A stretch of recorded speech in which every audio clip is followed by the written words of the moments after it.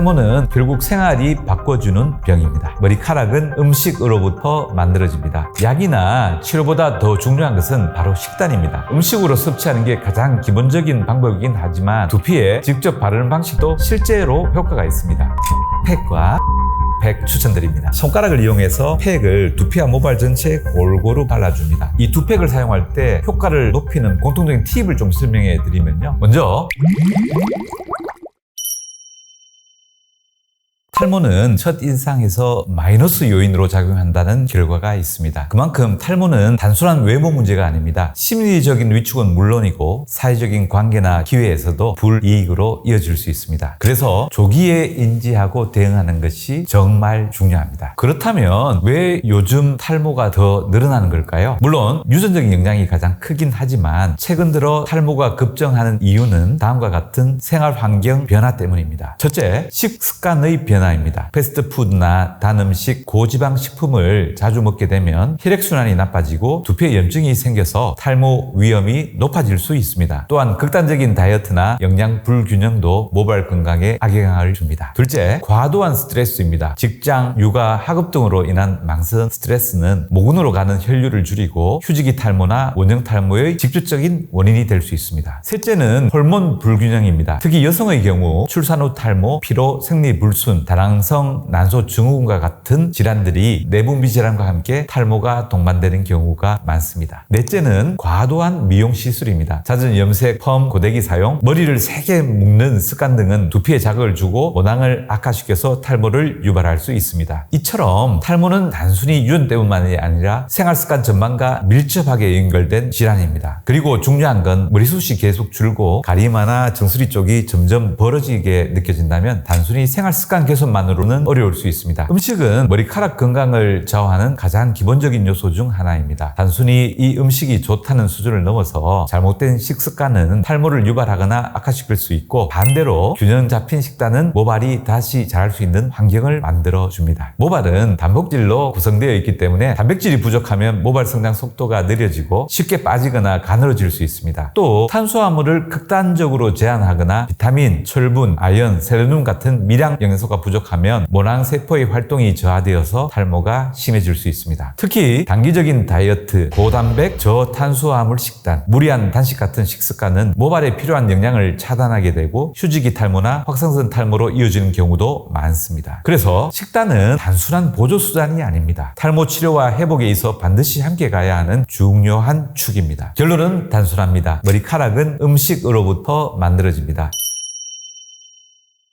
식습관이 잘못되었을 때 탈모 외에도 머리카락 자체에 다양한 변화가 나타날 수 있습니다. 특히 나이가 들수록 그 영향이 커지고 눈에 띄는 모발 손상이나 연모화가 진행될 수 있기 때문에 주의를 요합니다. 가장 흔한 변화는 머리카락이 가늘어지고 쉽게 끊어지는 현상입니다. 단백질, 철분, 아연, 비타민 같은 영양소가 부족하면 모발이 푸석푸석해지고 탄력을 잃고 전체적인 볼륨이 줄어듭니다. 위험상 탈모는 아닐 수 있지만 숱이 적어 보이고 생기가 사라지는 결과로 이어집니다. 또한 두피에도 영향이 있는데요. 당분과 포화지방을 많이 섭취하면 피지 분비와 염증이 증가해서 모낭을 막고 모발 성장 주기를 망가뜨립니다. 그래서 결국 휴지기 모발이 늘고 빠지는 양도 많아지는 악순환이 반복됩니다. 특히 중장년층은 영양 흡수율이 떨어지는데 약물이나 호르몬 변화 같은 요소가 겹쳐 같은 식습관이라도 더 큰 부작용이 생기기 쉽습니다. 얇아지고 힘을 잃은 모발을 다시 굵고 건강하게 회복시키는 데 가장 중요한 영양소를 하나만 꼽자면 저는 단백질, 그중에서도 케라틴의 원료가 되는 아미노산이라고 말씀드리고 싶습니다. 모발의 90% 이상은 단백질, 특히 케라틴으로 이루어져 있기 때문에 단백질 섭취가 부족하면 아무리 다른 영양소를 보충해도 모발이 굵어지기 어렵습니다. 계란, 콩류, 두부 같은 식품이 대표적인 식품인데요. 식사로 충분하지 않다면 단백질 보충제를 활용하는 것도 한 방법입니다. 이 외에도 아연, 철분, 비오틴, 비타민 C, D 등도 모발 성장과 굵기 유지에 반드시 필요한 보조 영양소이긴 하지만 그 토대가 되는 것은 단백질입니다. 결론적으로 얇아진 머리카락을 다시 굵고 탄력 있게 만들고 싶다면 하루 식사에 단백질이 충분히 포함되어 있는지부터 꼭 체크하시는 게 가장 중요합니다. 영양소를 음식으로 섭취하는 게 가장 기본적인 방법이긴 하지만 두피에 직접 바르는 방식도 실제로 어느 정도 효과가 있습니다. 특히 두피 상태가 나빠져서 모발 성장이 방해받는 분들에겐 꽤 유용한 보조 치료가 될 수 있습니다. 머릿결에 윤기를 더하고 두피 건강을 함께 챙길 수 있는 천연 두피팩으로는 저는 바나나 팩과 레몬즙 팩 이 두 가지를 추천드립니다. 먼저 바나나 팩은 비타민 B군과 천연 유분이 풍부해서 푸석하고 건조한 모발에 수분과 영양을 공급해주고 머릿결을 부드럽고 윤기 있게 만들어주는 효과가 있습니다. 특히 올리브유나 레몬즙을 함께 사용하면 보습력이 더 강화되는데요. 두피 진정과 유분 밸런스에도 도움이 됩니다. 반면에 레몬즙 팩은 삼성 성분이 있어서 피지와 각질 제거에 효과적인데요. 두피에 냄새가 나는 것을 개선하고 유분 밸런스 조절에 도움이 됩니다. 지성 두피에 특히 적합하며 머리를 감았는데도 개운치 않은 느낌이 들 때 사용하시면 두피가 한결 상쾌해지는 것을 느끼실 수 있습니다. 두 가지 모두 집에서 쉽게 만들어 쓸 수 있고 정기적으로 관리해 주시면 탈모 예방은 물론 모발의 윤기와 두피 환경 개선에도 확실한 도움이 됩니다. 중요한 건 꾸준함과 자기 두피 타입에 맞는 선택이라는 점 꼭 기억해 주십시오. 바나나 팩과 레몬즙 팩을 어떻게 만들어서 발라야 효과를 보는지 이 팩 만드는 과정을 상세히 설명해 드리겠습니다. 바나나 팩은 푸석하고 건조한 모발에 수분과 영양을 공급하고 머릿결을 부드럽고 윤기 있게 만드는 데 도움을 줍니다. 비타민 B군과 천연 유분이 풍부합니다. 준비물은 잘 익은 바나나 1개, 엑스트라 버진 올리브 오일 한 2스푼 정도. 이것은 모발의 보습을 강화시키는 역할을 하는데요. 그리고 집에 꿀이 있다면 꿀 1스푼, 이것은 보습 및 윤기를 만들어줍니다. 그리고 레몬즙 1티스푼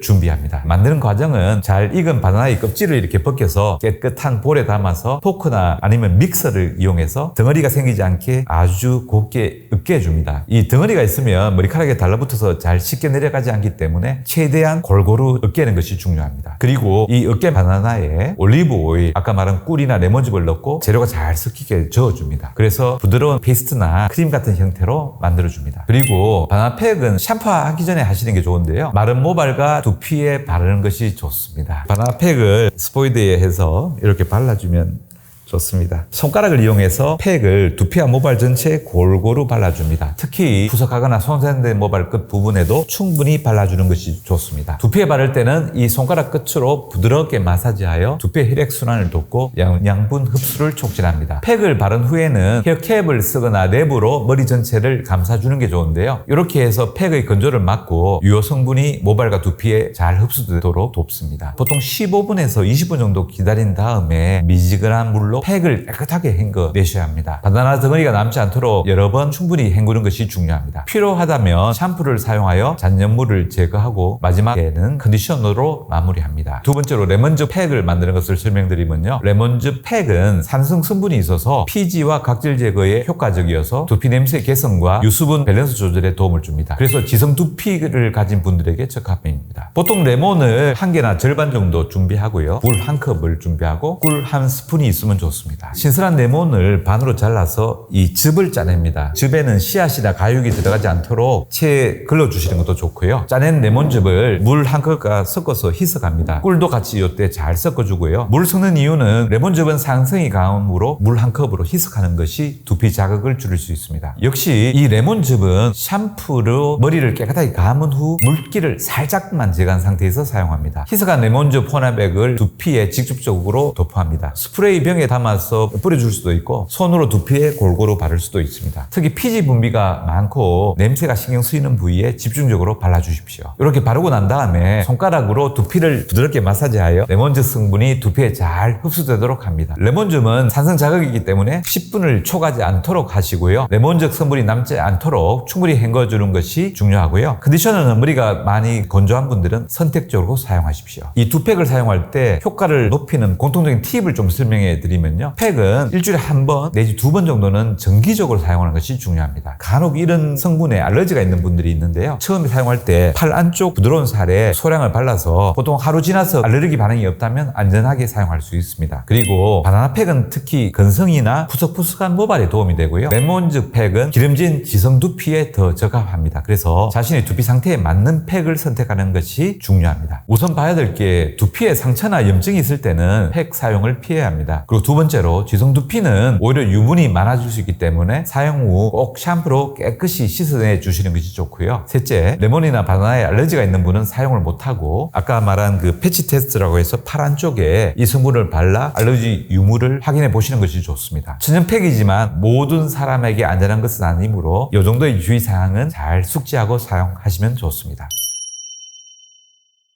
탈모 관리에 있어서 바르는 제품만큼이나 중요한 게 바로 식단입니다. 제가 실제로 권해드리는 모발에 좋은 음식들을 말씀드리겠습니다. 첫 번째는 단백질 식품입니다. 모발은 케라틴이라는 단백질로 이루어져 있기 때문에 단백질이 부족하면 모발이 쉽게 가늘어지고 약해질 수 있습니다. 그래서 닭가슴살, 소고기 같은 살코기, 계란, 두부, 검은콩, 요거트 같은 식품들을 꾸준히 섭취해 주시는 걸 추천드립니다. 두 번째는 철분이 풍부한 식품입니다. 철분은 혈액을 통해서 모낭에 산소와 영양을 공급하는 데 꼭 필요합니다. 소고기, 시금치 같은 녹색 채소, 해조류, 콩류, 견과류 등은 철분 공급에 아주 좋습니다. 특히 해조류는 모발 건강에도 꼭 필요한 성분들을 아주 다양하게 함유하고 있어서 천연 종합 영양제라고 해도 과언이 아닙니다. 먼저 요오드는 갑상선 호르몬의 분비를 촉진시켜서 신진대사를 활성화시키고 모발의 성장 주기를 정상적으로 유지하는 데 큰 역할을 합니다. 철분은 혈액소에서 산소를 운반해 모낭까지 영양을 공급해 주는데 필수적인데요. 철분이 부족하면 머리카락이 쉽게 얇아지고 빠지게 됩니다. 또한 칼슘은 모낭세포가 건강하게 분절하고 모발의 주 성분인 케라틴을 형성하는 걸 도와주기 때문에 모발의 구조 자체를 튼튼하게 만들어줍니다. 여기에 비타민 A, C, E 그리고 B군까지 포함되어 있는데요. 이 비타민들은 항산화 작용으로 모낭을 보호하고 두피 피지 조절과 영양소 흡수에도 도움을 줍니다. 식이섬유도 해조류의 중요한 성분인데요. 장 건강을 개선해서 체내 영양소 흡수율을 높여주기 때문에 간접적으로 모발 성장에 긍정적인 영향을 줍니다. 그리고 마지막으로 아연, 셀레늄 같은 미네랄들도 함께 들어있어서 모낭 기능을 유지하고 세포 재생을 촉진하는 데 도움이 됩니다. 이렇게 보면 해조류는 하나의 성분만 좋은 게 아니라 모발과 두피 건강에 꼭 필요한 성분들을 한 번에 제공해주는 아주 훌륭한 식재료입니다. 김은 가볍게 구워서 간식처럼 드시는 것도 좋고 김부각처럼 기름에 튀기지 않고 구운 제품이라면 부담 없이 꾸준히 드실 수 있는데요. 요즘은 저연 가공 김이나 구운 김 스낵도 많이 나와 있기 때문에 짜지 않게 자극 없이 드시는 것이 핵심입니다. 둘째, 미역국이나 미역 줄기 볶음처럼 익혀 먹는 방식도 좋습니다. 요오드는 과다하게 섭취하면 갑상선에 영향을 줄 수 있기 때문에 생으로 과다하게 섭취하는 것보다는 익혀서 적당량 섭취하는 게 안전합니다. 셋째, 다시마는 육수로 우려내서 사용하고 우린 물을 식사 중에 자연스럽게 섭취하는 것도 효과적인 방법입니다. 해조류를 이렇게 꾸준히 자극 없이 섭취해 주시면 모발과 두피 건강에 여러 가지 긍정적인 효과를 기대할 수 있습니다. 가장 먼저 혈액순환이 좋아져서 모낭의 영양 공급이 원활해지고 모발이 더 굵고 튼튼하게 자라도록 도와줍니다. 특히 미역과 다시마에 들어있는 요오드, 철분, 아연, 칼슘 같은 미네랄들은 모근 세포의 대사를 활성화하고 탈모 진행을 늦추는 데 기여합니다. 특히 김에 풍부한 황산화 성분과 아연은 두피 염증 완화와 면역력 유지에도 도움이 되어 두피 환경을 안정화시키고 탈모를 예방하는 데 중요한 역할을 합니다. 결국 이렇게 해조류를 올바르게 먹는 습관은 모발의 성장 기반을 다지고 두피 건강을 회복시키는 데 효과적입니다. 약이나 시술 못지않게 매일 먹는 음식에서부터 탈모 예방은 시작된다는 점 꼭 기억해 주세요. 탈모를 유발하거나 악화시킬 수 있는 음식 중 정말 피해야 할 최악의 음식 3가지를 꼽자면 이렇습니다. 첫째, 패스트푸드와 튀김류, 치킨, 감자튀김, 햄버거처럼 고지방, 고열량 음식은 트랜스 지방과 동물성 지방이 많아서 피지 분비를 느리고 두피 염증을 유발해 모낭을 약하게 만들고 탈모를 가속시킵니다. 둘째, 가공육과 육가공 식품, 햄, 소시지, 베이컨 같은 음식은 보존료와 포화지방이 많고 혈액순환을 방해해서 두피로 가는 영양 공급을 막고 체내 염증을 유도해 모발 건강에 악영향을 줍니다. 셋째, 설탕이 많은 디저트와 음료, 그러니까 과도한 당 섭취는 인슐린 분비를 증가시켜서 호르몬 균형을 무너뜨리고 DHT라는 수치를 올려서 남성형 탈모를 악화시킬 수 있습니다.